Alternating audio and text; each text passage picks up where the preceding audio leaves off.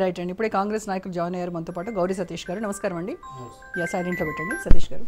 So Gauri Satish గారు, Jubilee హిల్స్లో ఖచ్చితంగా కాంగ్రెస్ ఓడిపోబోతోందనేటువంటి భయంలో ఈరోజు బీఆర్ఎస్ నాయకులకు వస్తున్నటువంటి రెస్పాన్స్ చూసి బీఆర్ఎస్ నాయకులపైన ఆఖరి అస్త్రం ప్రయోగిస్తోంది కాంగ్రెస్ ప్రభుత్వం. దానిలో భాగంగానే బీఆర్ఎస్ నాయకుల ఇళ్లలో సోదాలు చేయడం కావచ్చు, ఇలాంటివన్నీ జరుపుతున్నారు అనేది మెయిన్గా మీ పైన ఉన్నటువంటి అలిగేషన్. అది పూర్తిగా అసంబద్ధమైనటువంటి అవాస్తవమైనటువంటి మాట. ఎందుకనంటే గతంలో బీఆర్ఎస్ అధికారంలో ఉన్నప్పుడు కాంగ్రెస్ పార్టీ నాయకులపైన జనరల్ ఎన్నికల ముందు ఎవరెవరిపైన దాడులు చేయించిండ్రో ఒక్కసారి బీఆర్ఎస్ పార్టీ నాయకులు ఆత్మపరిశీలన చేసుకోవాలి.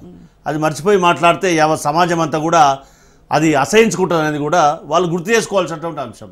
దాంతోపాటుగా ఎక్కడైతే జూబ్లీ హిల్స్లో వాళ్ళు ఒక వాస్తవంగా ఒక మాజీ మంత్రి పార్టీ వర్కింగ్ ప్రెసిడెంట్ అయినటువంటి వాళ్ళు మీరు ఇంత తీసుకొని ఓటేయండి అంటే ఎంతవరకు సమంజసమో ఒక రాజకీయ నాయకున కామన్ మాన్గా మనం అందరం కూడా ఆత్మపరిశీలన చేసుకునే విధంగా మాట్లాడినటువంటి మాజీ మంత్రి కేటీఆర్ గారు. ఎందుకంటే 5,000 తీసుకోండి అని మాట్లాడినటువంటి మాటలు ఎంతవరకు వాస్తవమో ఆత్మపరిశీలన చేసుకోవాలి. ఎందుకు అనంటే వారు డైరెక్ట్గా 5,000 తీసుకోండి, మేము ఇవ్వబోతున్నాం 5,000 అని చెప్పినటువంటి పరిస్థితి మనకు ప్రత్యక్షంగా కనిపిస్తుంది. మరి జూబ్లీ హిల్స్ డెవలప్మెంట్ మౌలిక సదుపాయాల గురించి ఒక్కసారి ఆలోచన చేసినట్టయితే మనం ఉన్నది కూడా జూబ్లీ హిల్స్ నియోజకవర్గంలోనే. మరి ఇక్కడ మౌలిక సదుపాయాల విషయంలో 2 పర్యాయాల అధికారంలో ఉన్నప్పుడు ఎందుకు అక్కడున్నటువంటి రోడ్లు కానీ అధ్వానంగా ఉన్నాయి, డ్రైనేజ్ వ్యవస్థ కూడా అధ్వానంగా ఉంది. వర్షం పడితే కనీసం వెహికల్ కూడా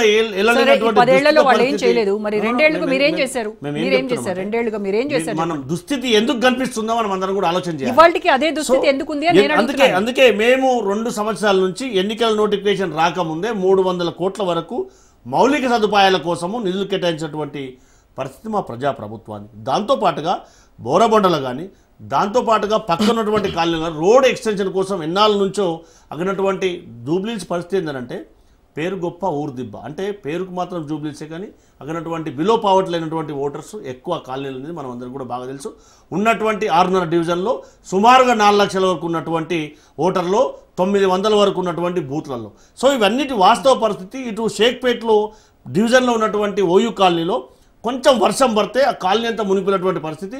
మేము అధికారంలోకి వచ్చిన తర్వాత అక్కడ ఎవరైతే అనాథరైజ్డ్గా హెచ్ఎండిఏ ద్వారా పర్మిషన్ తీసుకొని అక్కడ వాల్ బ్లాక్ చేశారో దాన్ని డిస్మెంటల్ చేసినటువంటి పరిస్థితి మా గవర్నమెంట్ చేసింది. మరి మీరు ఈ 2 ఏళ్లుగా ఇంత అభివృద్ధి చేశారు కదా జూబ్లీ హిల్స్కి, మరి ఎందుకు అంత 10 మంది మంత్రులు, 35 మంది ఎమ్మెల్యేలు, సీఎం రేవంత్, తర్వాత ఈ నియోజకవర్గ ఉప ఎన్నిక కోసమే మంత్రిత్వ ఎక్స్పాండ్ చేయడము, క్యాబినెట్ ఎక్స్పాన్షన్ కావచ్చు, ఇన్ని ఎందుకు చేశారు? ఇంత ఎందుకు మీరు కష్టం పడుతున్నారు? అంటే ఒక ఎన్నిక రాష్ట్రంలో ఒక ఎన్నిక జరుగుతూ ఉంది. అవును, ఎన్నిక జరుగుతున్నటువంటి తరుణంలో మా ప్రజాప్రభుత్వం చేపడుతున్నటువంటి పథకాలు రెఫరెండంగా భావించి ఖచ్చితంగా ఉన్నటువంటి ప్రజలను మేము చేస్తున్నటువంటి ప్రజలకు చేరవలసినటువంటి బాధ్యత మా పైన ఉంది. సో మీ 2 ఏళ్ల పాలనకు ఈ ఎన్నిక రెఫరెండంగా అనుకుంటున్నారా? మేము ఖచ్చితంగా మా ముఖ్యమంత్రి గారు మేము చేసినటువంటి ప్రజా సంక్షేమ పథకాలు కానీ, వెల్ఫేర్ స్కీమ్స్ కానీ, డెవలప్మెంట్ పథకాలు కానీ, అభివృద్ధి గతంలో హైదరాబాద్కు మెట్రో తీసుకొచ్చినటువంటి ఘనత కానీ,